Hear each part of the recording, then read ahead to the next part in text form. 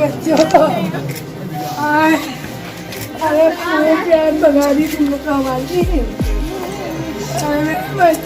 बड़ी मुसीबत। उत्तर प्रदेश मुरादाबाद के थाना काट इलाके में बीती 5 दिसंबर के चर्चित लव जिहाद मामले में जेल गए 2 सगे भाई आखिरकार 13 दिन बाद न्यायालय के आदेश पर जेल से जमानत पर रिहा हो गए।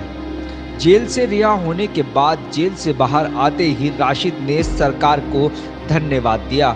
साथ ही ये भी कहा कि जिंदगी भर बच्चे का अफसोस रहेगा।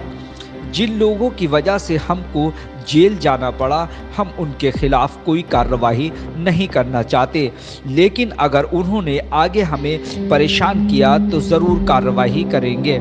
वहीं दूसरी तरफ जैसे ही परिवार वालों को राशिद और सलीम की रिहाई की खबर मिली, पूरा परिवार बेसब्री से राशिद और सलीम के आने का शिद्दत से इंतजार करने लगा। आखिरकार 13 दिन की जेल काटने के बाद जैसे ही दोनों सगे भाई घर पहुंचे तो मां सहित पूरे परिवार ने दोनों को सीने से लगा लिया, जिसके बाद दोनों बेटे और परिजनों की आंखों से बेतहाशा आंसू बहने लगे। परिजनों से मिलने के बाद राशिद अपनी पत्नी पिंकी उर्फ मुस्कान की तरफ गए और उसका हाल चाल जाना। मीडिया से बात करते हुए पिंकी और उसकी सास नसीमा ने राशिद और सलीम की रिहाई को लेकर मीडिया का धन्यवाद दिया। राशिद ने भी मीडिया से बात करते हुए कहा कि फिलहाल वो अब किसी प्रकार की कार्रवाई नहीं चाहते, बस चाहते हैं तो इतना कि ये सब होने के बाद भी वो सुकून से रहें। ऐसे में सवाल उठना लाजमी है कि जब पिंकी उर्फ मुस्कान खुद थाने में खड़े होकर बार बार अपने बालिग होने का प्रमाण दे रही थी और वो बता रही थी कि उसका जबरन धर्म परिवर्तन नहीं किया गया, तो पुलिस ने किस आधार पर उसके पति और जेठ को जेल भेज दिया और उसे नारी निकेतन, और अगर जेल भेजा था तो इतनी जल्दी रिहाई कैसे? ये सवाल भी खुद कई बड़े सवाल खड़े करते हैं। जी सर, मैं तो मौजूद नहीं था, ये तीनों थी वहाँ पर, मैं नहीं था।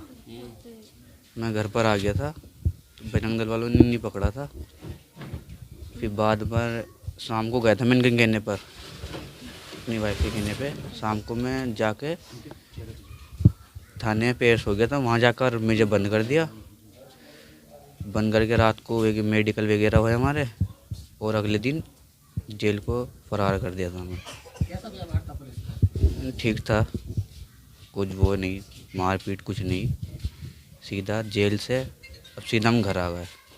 कुछ किसी ने कुछ नहीं किया। फ़िलहाल अभी कुछ नहीं चाहते हम, अभी जो होगा देख लेंगे बाद में। अभी तो क्योंकि हम घर आए, राय मशवरा करेंगे, उसके बाद बताएंगे। ये सारी रजिस्टर तो इन्होंने देहरादून में कर ली थी सर। यहाँ तहसील पे क्या हुआ था? वो तहसील पे तो हम तहसील से सर उस दिन कोर्ट मैरिज के लिए गए थे, वहाँ से वापसी आ रहे थे। हमसे वकील ने कहा कि जज के पास में पेश भी कर दिया था, तो जज हमसे बोले कि डीएम के पास में एक एप्लीकेशन लगा दो, आपका काम हो जाएगा। तो हम उधर से जो है वापसी आ रहे थे, हमसे वकील ने बोल दिया था कि 4 बजे आ जाना, हम डीएम के पास में एप्लीकेशन लगा देंगे, तुम्हारी काम हो जाएगा। तो हमें रामलीला के पास में बजरंग दल वालों ने ही घेर पकड़ लिया था। वो हमें वहाँ से थाने ले गए। नहीं, कुछ नहीं हुआ सर हमारे साथ, मारपीट किसी ने कोई नहीं करी। पुलिस का व्यवहार सर हमारे साथ बहुत अच्छा रहा। पुलिस के व्यवहार और कानून की व्यवस्था और जज के नाम कोर्ट की व्यवस्था से हम बाहर हैं। हम उनके शुक्रगुजार हैं, बहुत मेहरबानी चाहते हैं उनकी। अभी सर अभी कोई कार्रवाई हम नहीं चाहते, लेकिन हम ये कहना है कि हम पे कोई बस सुरक्षित रहें और सेफ रहें। सर मुझे बहुत अच्छा लग रहा है, आपका धन्यवाद, आपने मेरी बहुत मदद की। बस मैं चाहती थी मेरे हस्बैंड, मेरे जेठ आने चाहिए और ये आ चुके हैं। मैं बस सही हूँ, बस बहुत खुश हूँ मैं, मेरे हस्बैंड आए। सब उससे बोला नहीं जा रहा और तेज़ से। सर मुझे बजरंग दल वालों ने ही पकड़ा था वहाँ पे जब हम तहसील से आ रहे थे। उसके बाद हादसा हुआ, हॉस्पिटल में गए, कोर्ट में, सब में ये हुआ।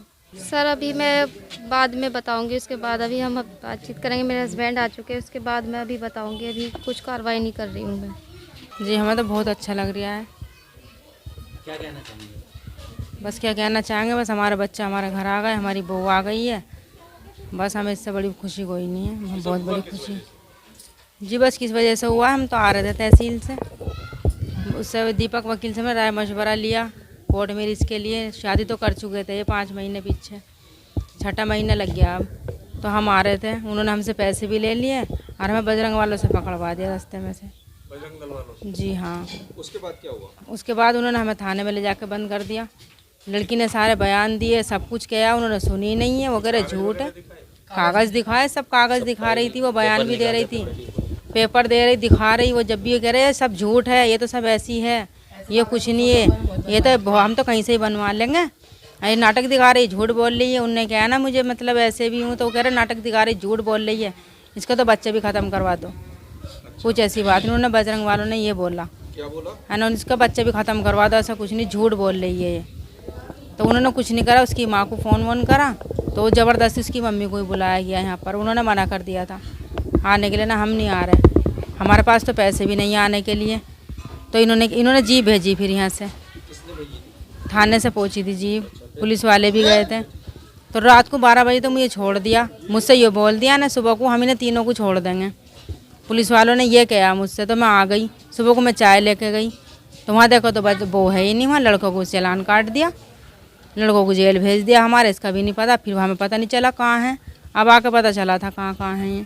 तो अब वो छूट गए हैं? जी अब पता नहीं छूटे हैं, वो कह तो रहे छूट गए, पर हमारे यहाँ से जी वो अब छूट गए, अभी घर तो आए नहीं है अभी भाई।